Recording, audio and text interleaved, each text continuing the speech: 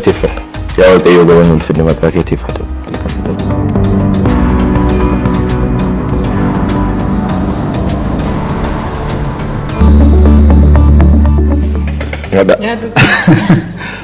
Galatooma ganamaan ciree bareedaa akkasitti waan nasimattaniif mana keessatti.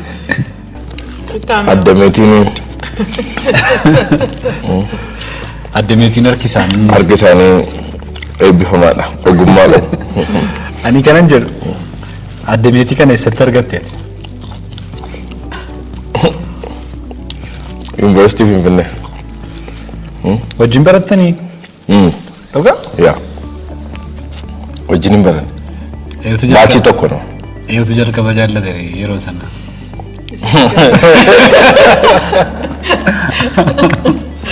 Anatu jaallate.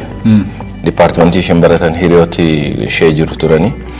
Isaanittanii intala bareedduu dipaartimentii keessa jirtu sana wal na barsiisaa hin jedhe. Jaarsummaa argatte? Jaarsummaan argadde. Atoo akkam deegutti mucaa kutaa biyyaatti Gammadaan. Meetiin immoo mucaa Finfinneetti. Sirriidha miti? Mucaa kutaa biyyaa kana jettee xinnoo ishee rakkisee. Moo yeroo sanas akka kana Gammadaan akkuma ammaa kana. Kutaa biyyummaa miti kaawwan dubbiin warra Finfinneeyyuu lama shan gurguranna turre dandeenya. Abshaalummaa cimaa. Abshaalummaadhaan.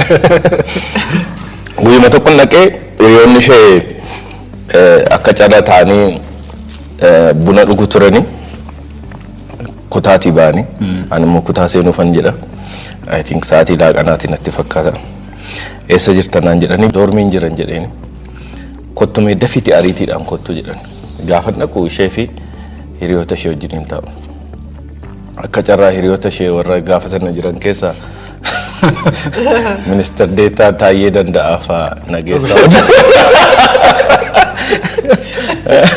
warra taa'anii wal dabarsiisan keessaa jira. Isaan baachii keessa jechuudha. Baachii keenya miti. Sindursu garuu hidhaa turanii mana hidhaatti yeroo deebi'anii. Wajjin turre Nageessaa oddoo immoo doormii keenya waan galuufi achi taa'anii nu waamanii. Kanaaf kunooti intallatti jaallattu kunooti wal barinaan jiran kanuma.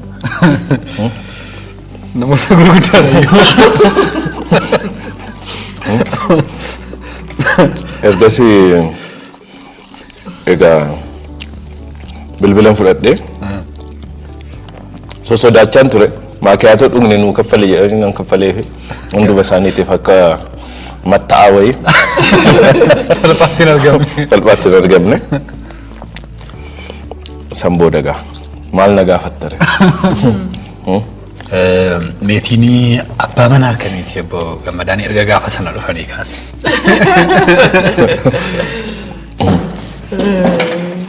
Abbaa manaa gaariidha. Waan hunduma koodha. Especially best friend koodha. He is my best friend. Yeroo hundumaa wajjin dabarsitu? Ganama akkas wajjin jireenyaattu moo jiruuf jireenyi isin fiiksa gargar? Yaa nu fiiksa. Otoo karaan hin cufamii manaa bahuudhaaf jecha dafnee manaa baana waan ta'eef carraan dheeraan nuti waliin akkasittiin jireenyaachuudhaaf qabnu baay'ee xiqqaadha. Garuu yeroo baay'ee guyyaa sanbataa waliin nyaannaa jiree. Obbo Gammadaan isin akkamitti jalqabdu ganama keessan kan namni irraa barachuu danda'u? Ganama usually sa'aatii 11tti kaana achi kadhannaan jalqabna. Maaliif seeti ganama kee kan sii kenne Waaqayyoo dhamti. Achi galateeffannee ijoollee keenya kaasnee qoqopheessinee ispoortii hojjannee gara hojii keenyatti deemna jechuudha. Sagantaan oolmaako keenya guyyaa har'aa jalqabee jira. Oolmaan keenya immoo obbo Gammadaa Olaanaa wajjin. Egaa obbo Gammadaa guyyaa har'aa eessa ooltu maal gootu mee oolmaa keessan guyyaa har'aa natti maasinii wajjinan oola sababadha. Egaa guyyaan har'aa wiixata waan ta'eef guyyaa jalqabbii torbaniiti. Baay'ee guyyaa murteessaadha. Har'a kan nuti goonu jalqaba erga miitingii walgahii geggeeffannee booddee poodkaastii afaan Oromoo hojjechaa jira. Kanaaf poodkaastii irratti har'a waraabbii qabna. akkasumas immoo gammadaa shoommoo borii waraabbii waan qabnuu fi waraabbii boriitiif ammoo hin qophoofna jechuudha. Har'a namootatti bilbilee keessummoota keenyatti dhufuu isaanii mirkaneeffannee meeshaawwan waraabbiidhaaf nu barbaachisan kan biroo qindeeffannee isa hojjechaa oolla jechuudha. Egaa har'a guyyaa dhaloota kootis akka carraa. Happy birthday. Happy birthday to you. Baga dhalatte aadaa. Keekiin sinii mura. Keekii isheen kun yeroo hundumaa baay'ee galatoomaa. Gaafa dhaladhu manatti isheen hojjetamtudha. Garuu keekii guddaa immoo booda waliin murra hiriyoota waliin. Kanaaf guyyaa dhalootaa koo laalchisee keekii gurraattii xiqqoota kana murraa jechuudha. Egaa dhugaa sila baay'ee maatii kaasneerra. Maatii baay'ee jaalalaan guutuudha. Kanaaf namammaa Obbo Gammadaa ga'uufi. Keekii amma nageessu xiqqoo kana. Keekii amma nageessuuni. Maal akka yaadan hin beeku. Guyyaan dhalootaa hin kabajamaa. Egaan kabajamtoota daawwattoota keenya guyyaa har'aa sagantaan oolmaako bifa kanaan eegalee jira.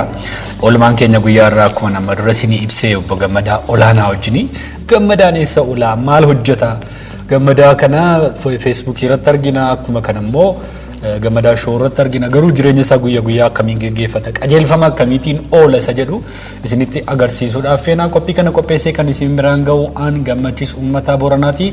Qophiin oolmaakoo eegalee jira nu faana tura.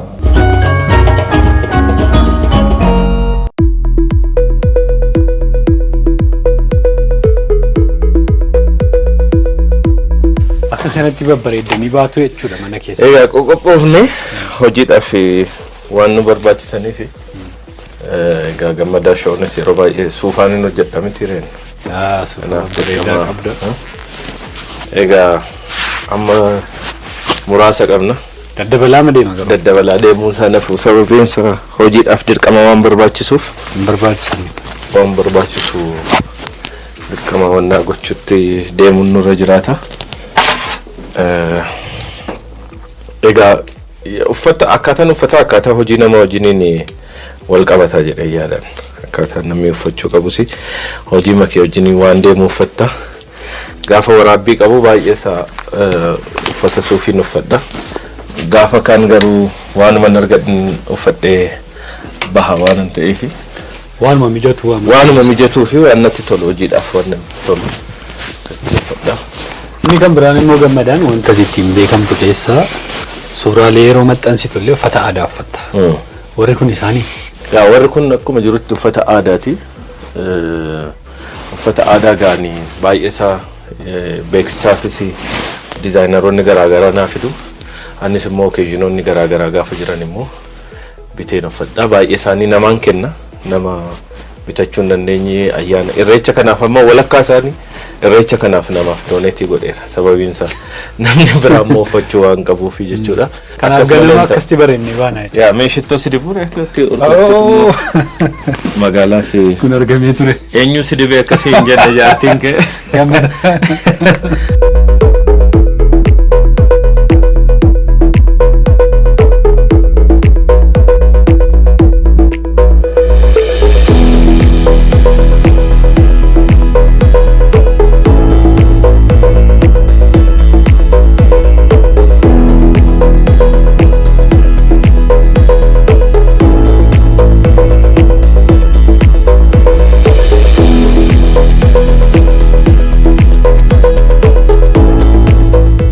Sagantaa oolmaakootiin guyyaa irraa Gammadaa Olaanaa wajjin jira.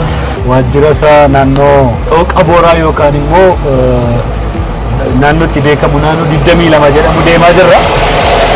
Ammayyuu turtiin keessan nu wajjiniin.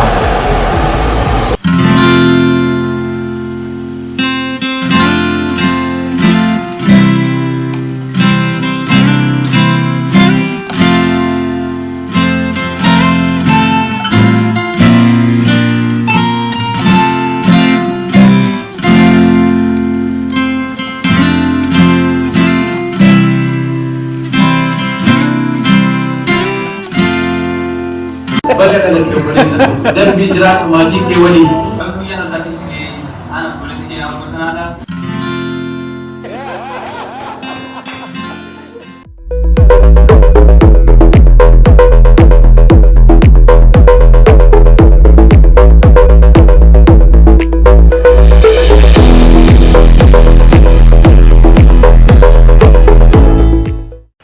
Tolega guyyaa bareedaa si wajjin dabarsaa jira. Mee waa'ee kee waan xinnoo nutti himi of ibsi. Ani egaa kanan dhaladhe naannoo Benishaangul Gumuz magaalaa Asoosaatti. Maatiin achi turan? Maatiin koo achi turanii abbaan koo achi hospitaala Asoosaa keessa hojjeta ture. Haati koo achuma Asoosaa jiraatti turte. Isheen actually biyyi ishee Baambasii biyya jedhamudha achuma. Asoosaatti taane biyya jiru. Erga wal fuudhanii booddee Asoosaa jiraachaa turanii. Anis Asoosaatti dhaladhe. Ani fi obboleettiin koo xiqqoon natti aantee dhalatte Asoosaatti dhalanne. So I think umuriin koo yeroo 6 ta'u gara godina Wallagga Bahaa aanaa Jimmaa Arjootti dhufne. Jimmaa Arjootti immoo barumsa kutaa tokkoffaa seene jechuudha. Kutaa tokkoffaarraa hanga kutaa 12tti achumatti baradhe. Eegasii maatiin koo gara Naqamteetti galanii ani gara yuunivarsiitiin deeme. Addis Ababa yuunivarsiitiin baradhee ergasii egaa hojiilee adda addaa keessatti qacaramee hojjechaa ture. Ergasii maastersii koo immoo biizinasi administreeshiniidhaan jaartii makoo wajjin eebbifamne guyyaa tokko walumatti eebbifamne. Suura keessa wal duukaa isheen medaaliyaa fudhattee waan turteef nan dhoksa waan sana.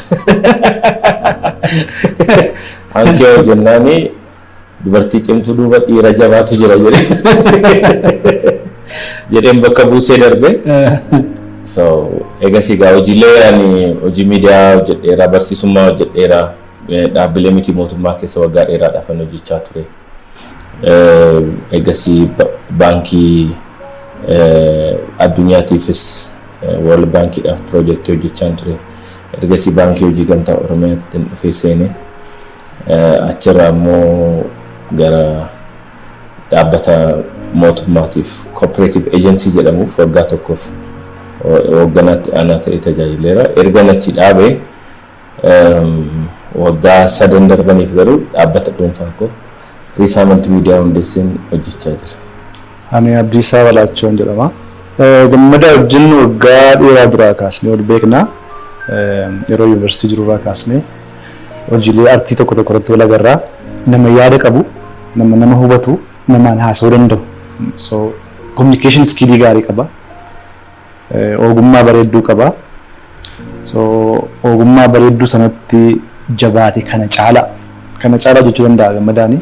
So Gammadaan nama gaarii akka hiriyaattis nama wajjin mari'atu, nama tapha beeku, nama gorsa beeku, hojii irrattis jireenya irrattis nama serious ta'e nama gaarii tokko kanaaf. Waa'ee hojii tola ooltummaa, waa'ee gargaarsaa yeroo rakkoowwan adda addaa uumamanitti kan uummata Sumaalee duwwaa miti dhiyeenya kanas iddoo adda addaatti yeroo uummanni buqqa'u madda galii adda addaa uumuudhaan namoota wajjin qarshii walitti qabuudhaan gargaarsa sana keessatti baay'ee hirmaatta. Inni kun hammam si gammachiisa moo yeroo matu fideenaan hojjeta? Akkuma jettee yeroo adda addaatti rakkoon yoo namni dhukkubsate ta'uu danda'a. Yoo namni yaalaa fi waa barbaade ta'uu danda'u. Gama hundumaanii fundraisingii baay'ee isaa keessatti na hirmaadha. Waaqayyo adda naa laatee namni baay'een immoo yoon hirmaadhee hanga humna koo keessatti hirmaadhee namni na dhagaa waan ta'eef waan dhageettiin waaqayyo naa kenne kanatti fayyadame waan gaariidhaaf koozii gaariidhaaf koozii nama gammachiisuu danda'uuf fuulduratti saba keenyaaf milkaa'ina ta'uu danda'u hunduma isaarratti na hirmaadha. Mee waa'ee waajjiratti kanaan si gaafadha waa'ee Riisaa Maltiimiidiyaa. Namoota keenya baay'ee namoota gurguddoo namoonni si jaallatan si dinqisiifatan biyya keessaas biyya alaatiis iddoo kana dhufanii si hojiin suura kaanii baay'ee maxxanfama. Waajjiratti kana hammam jaallatta? Eenyu fa'aa si maxxanfeetta asitti?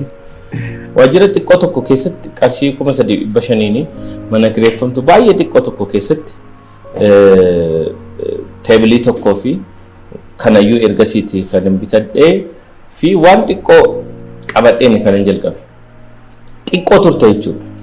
Xiqqoo haa turiyyuu malee akka inni guddatu waan beekuuf guddisuudhaaf irratti hojjenne. Gaafa gara kanattis muuvii goonu manni kun baay'ee mana dhiphoo 2 turte. lamaan isaa walitti baasnee xiqqoo bal'ifnee ifa ala kanaa waan qabuuf waan hedduu gammachiisaa qaba.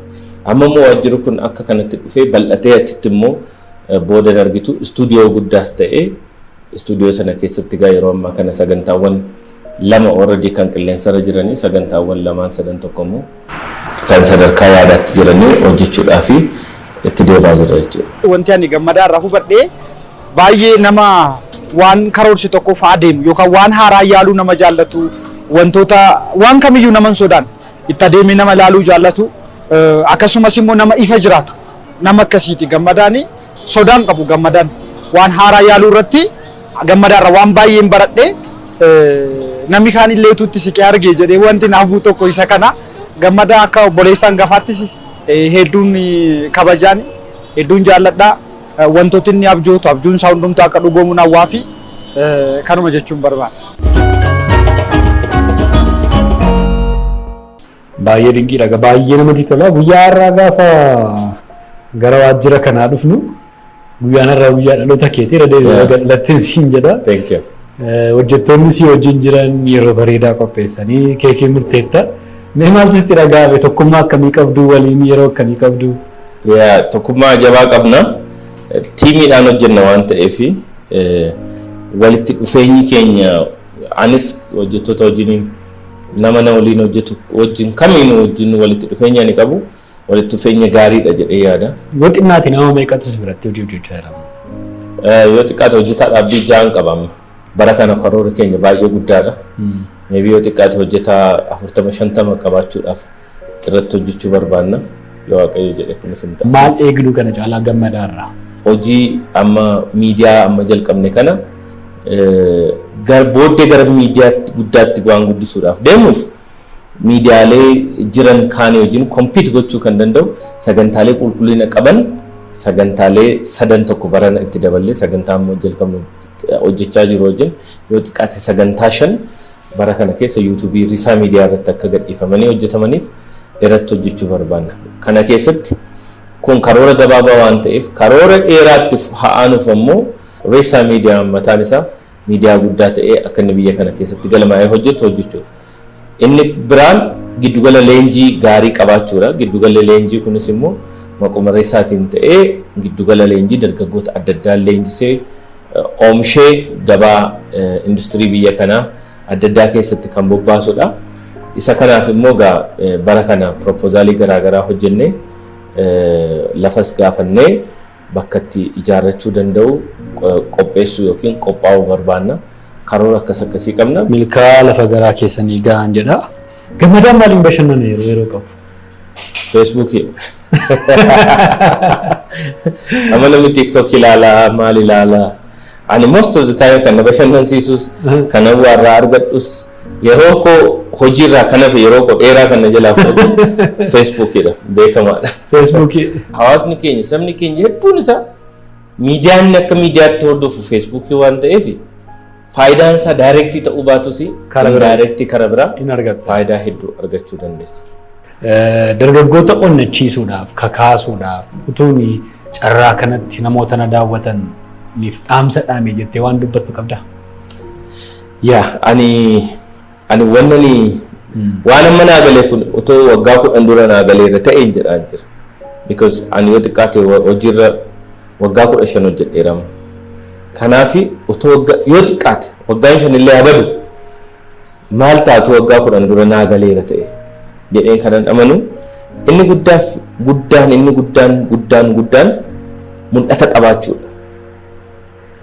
Yeroo hirriba isaaniitii ka'anii waan isaan dammaqsu tokko qabaachuu qabu. Gammada rafiin waan kana milkeessuu qabna as ga'uu qabna bakka kana otoo ga'een akkamitti rafta jedheeni motivate kan isa godhu motivationii biraa yookiin nama miti. Siigalee motivational speakerii dhaggeeffachuudhaan miti namni motivate kan ta'uu qabu. Mul'ati kee hirriba kee irraa si kaasuu danda'utu qaba. Mul'anni kee mul'ata sirrii ta'e mul'ata du'uu fi dandeessu. Du'i irratti yoo jedhan irratti du'uu kan dandeessu. Mul'ata yoo qabaatte inni kan baay'ee salphaadha jedhee yaada. Mul'ata qabaattee immoo waan naa galee ni lammataan mul'ata qabaachuun qofti immoo gatii hin qabu. Odeessuu danda'a namni waan akkasiin jalqaba jedhee waan akkasiin godha jedhee akkasii hadeen ture akkas ta'een ture yeroo waa jalqabdu yeroo baay'een si mudateera ta'e anis jalqabuufan ture anis akkas gochuufan ture anis yaada kana qabun ture obboleessi koo kana yaadee ture obboleettiin koo kana yaadee ture namni kana si hin jedhne jiru maaf hin jalqabne ati dhoowwiteetta jalqabu wanti jedhamu immoo baay'ee waan guddaa fi waan murteessaan jireenya namaa keessatti jalqabu waan barbaade haa ta'u xiqqoo haa ta'u guddaa haa ta'u jalqabanii cichanii gara fuulduraatti deemuu dandeenyaan namni kamiyyuu milkaa'uu danda'a. Kanaaf are we ready? Qophaa'aadha kanaaf. Baay'ee galatamii. Thank you. Kabajamtoota daawwattoota keenyaa kun poodkaastii keenya Risaaviyuudha.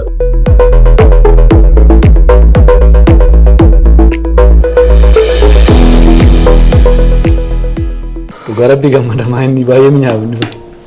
Mijuudha bara. Mijuun akkasuma mi'a. Buna mijuutu as dhufe. Mijuun as dhufe. Istuudiyoottis mijuudhuma dhufne.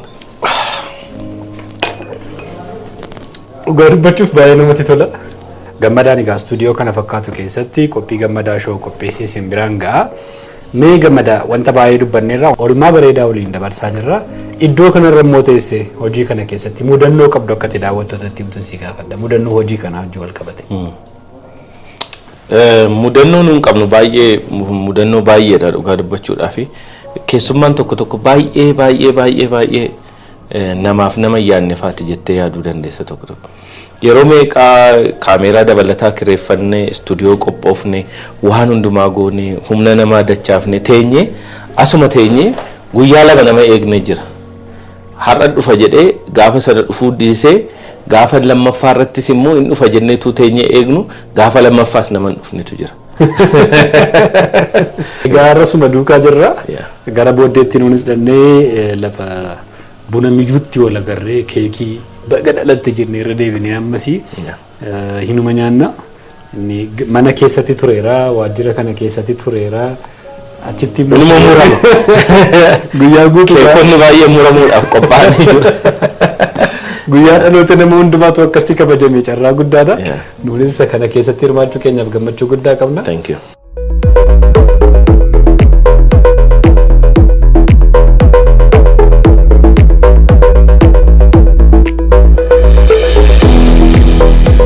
Egaa guyyaa bareedaa olii wajjin qabaanne. Baay'ee guyyaan keenya hedduu bareedaa ture. Egaa sitti toleera. Baay'ee gammachuu guddaadha. Ammas waraabamii naan jechaa. Sagantaa keenya jeeqni. Waan tokko hin jeeqne. Hojii mani hojjedhu laalaa turtan malee anaan waan jeeqtan hin qabdani.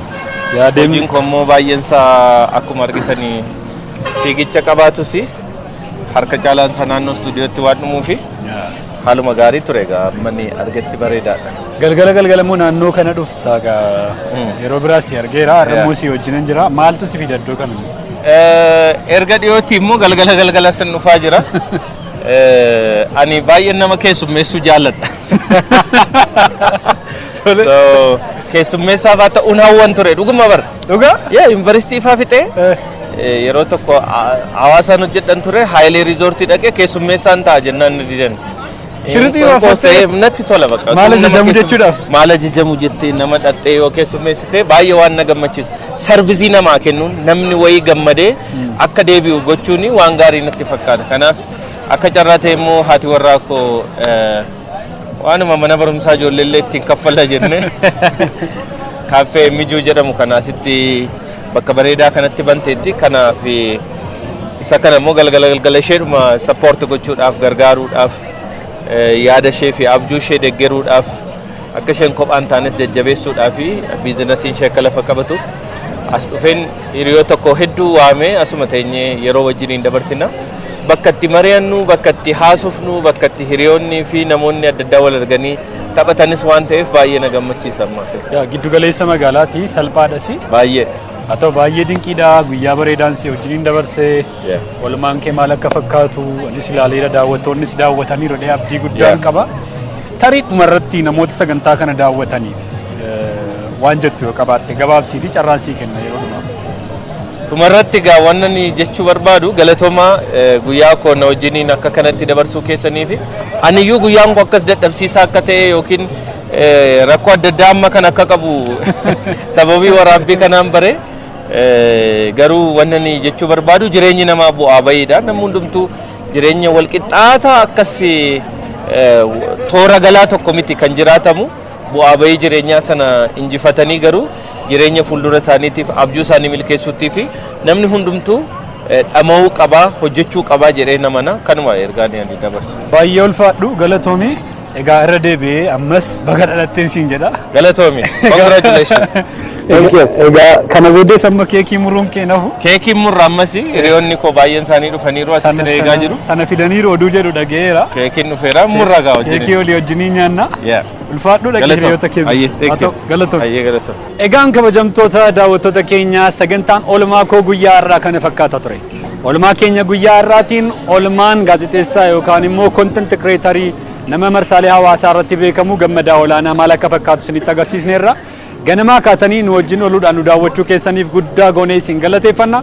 Torbee dhuftu keessummaa kan biraa wajjin hanga wal agarrutti qophii kana qopheessee kan isin biraan ga'e an gammachiisu mataa Booranaan ture. Nagaadhaan tura.